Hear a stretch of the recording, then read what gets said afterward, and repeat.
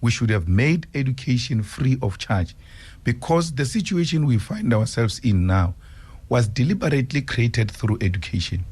For women, they were told you can't get educated because if you go to school, you won't get married. And then for men who had opportunity to go to school, Verwoerd said, what is an African child going to do with mathematics? Yeah. He was saying, mathematics is for higher jobs, and the higher jobs are reserved. Yeah. Therefore, even if you have mathematics, you won't make it. When you take raw chrome out of South Africa, I can guarantee you now, you are creating jobs where it is going to be processed. Yeah. Because it must be converted into steel. And that process, it's labor intensive. And that's why the Chinese take our chrome as is. So we take our raw material. If you take out a diamond, it has to be polished, it has to be cut, and it has to be processed into a finished goods, which we can do ourselves if we own our own minerals.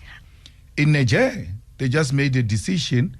France, you are going to buy our product with a market price. It's no longer going to be discounted, and it's going to happen now.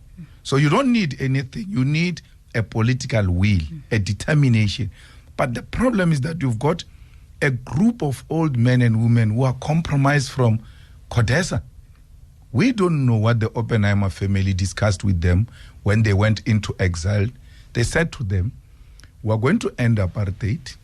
You are going to come back and rule South Africa, and it is going to be business as usual. Meaning you don't tamper with business. You can do those things of yours of politics. Where we are working, you won't do that. They agreed to it.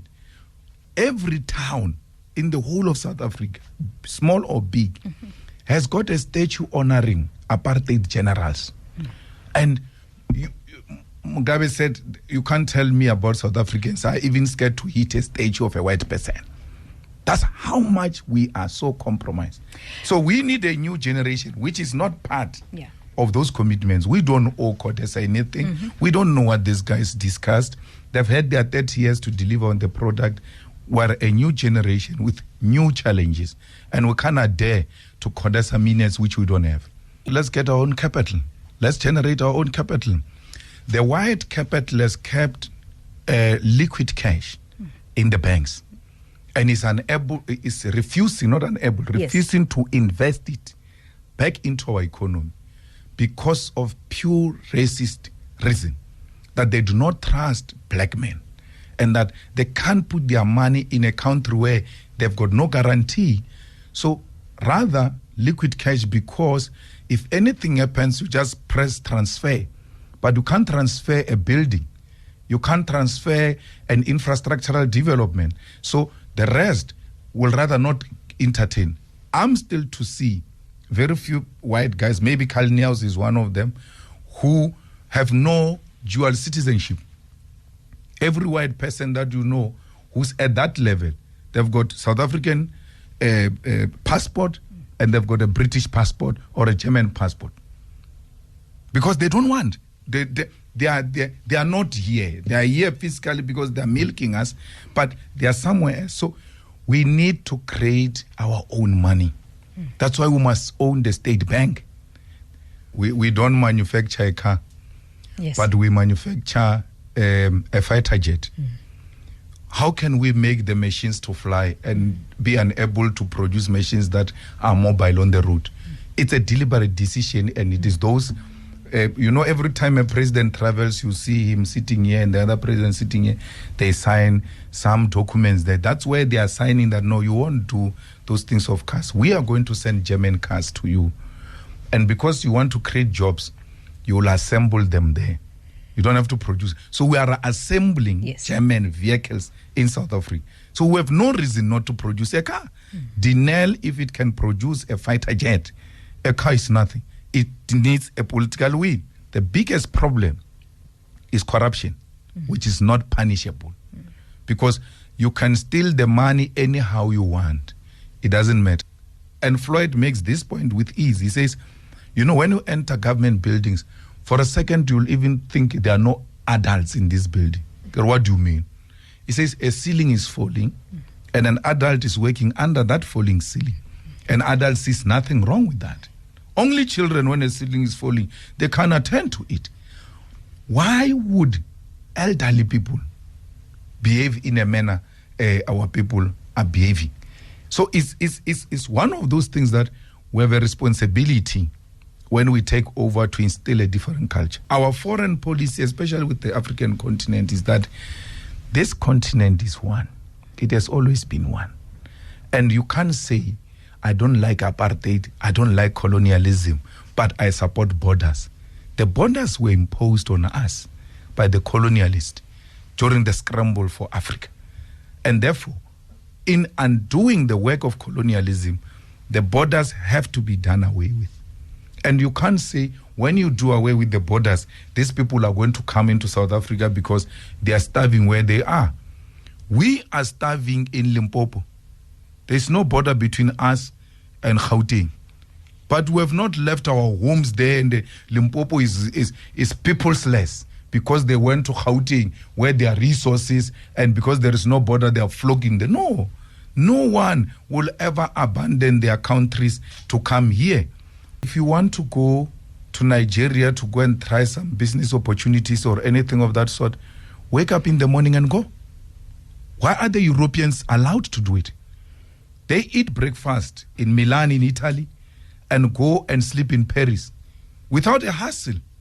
And we are not allowed because the unity of Africa is a threat to certain people. There is no, and I say this all the time, they say, no, these foreigners take our jobs and all of that. I say, if we find a foreigner working here at Kaya FM, he didn't employ himself. He was employed by the bosses here.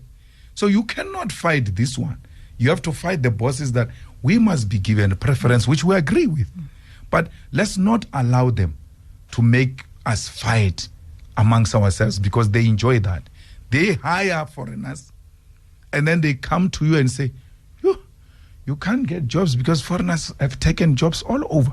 But who employs these people? It's the same people who are saying foreigners have taken jobs. You guys must get someone who, with courage, to just do a documentary about Cyril. Cyril didn't attend Mandela's inauguration because he was angry at Nelson for not putting him as a deputy president. Because the Oppenheimers have been touting him that he will be Mandela's deputy president. Cyril has been self-seeking, and he has been saving the Oppenheimer and the Minel family and all of them with loyalty, and not now. From the 70s. From the 70s, Cyril has been working with these people. Cyril went to establish a new NUM, a union of mine workers without being a mine worker. Cyril has never been a mine worker. Cyril has never been underground a mine. He went to school to do law. When he came back, he served as a legal officer in the Oppenheimer family. Then there was a commission of investigating black workers' conditions or something like that, which came with recommendation that unions of black workers must be recognized. Upon realizing, the Oppenheimers, that now these people are going to be recognized, they're going to cause a problem, sponsored the formation of the NUM. For some reason, he found himself in the UDF, then in the reception committee of Nelson Mandela. So when Mandela walks out of Portsmouth prison, you must look at that video. You don't know whether Cyril is a bodyguard or what, but he's there giving the car direction. By the wall is the one who's holding the mic.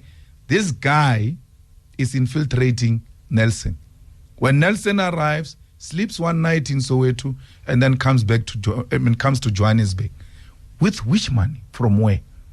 And then he stays in the Minel's family house. Now, the Minel are one of the big mining families in South Africa. So when you say he stayed in Minel's family house, you're thinking, oh, maybe it's a complex. Same house.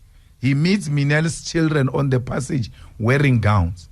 Minel's child, when Mandela passed on, said, we used to see the names we see on TV at our house because these people used to come there and meet Nelson. He moves from Minel, he goes to Sexen Hotel. He moves from Sexen Hotel, he goes to Gauteng. We who have been working, we have now been to prison. When we buy houses ourselves, we get questioned, how can Malema buy a house in Sandton? Mandela bought a house in Gauteng. With which money? Why did Mandela get money to buy the house? This one, Cyril, was at the center of compromising Nelson. So if there is anything that white establishment and the Oppenheimers in particular have on us, is Cyril Ramaphosa.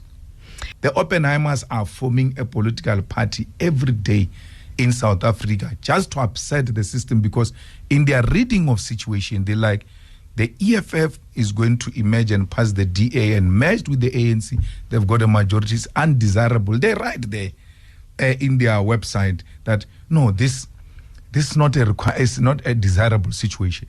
So what do? Let's fragment the black vote.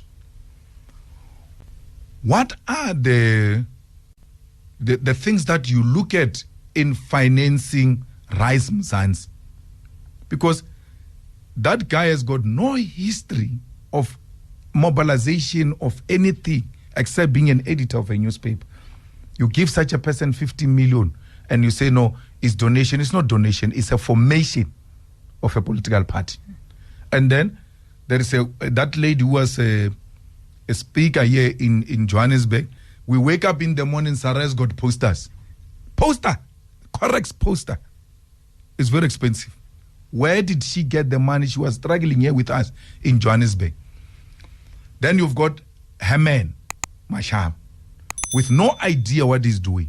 He gets given 15 million, every 20 million. All these monies of different political parties, including the DA, come from one family. And then this family just divided around their individual granddaughters, the daughters, and then they distribute it as if it's their individual money, but it's one family. At the center of that is Cyril. Whatever happens, Cyril must continue this. And then you want to subject us to that another 5 years of that suffering.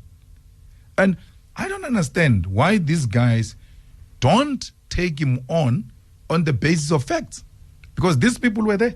They know the facts. We want one Africa, one president, one parliament, one military command center, one currency that will be based on our minerals as the African continent. Ourselves and Zimbabwe alone account for not less than 85% of the world platinum.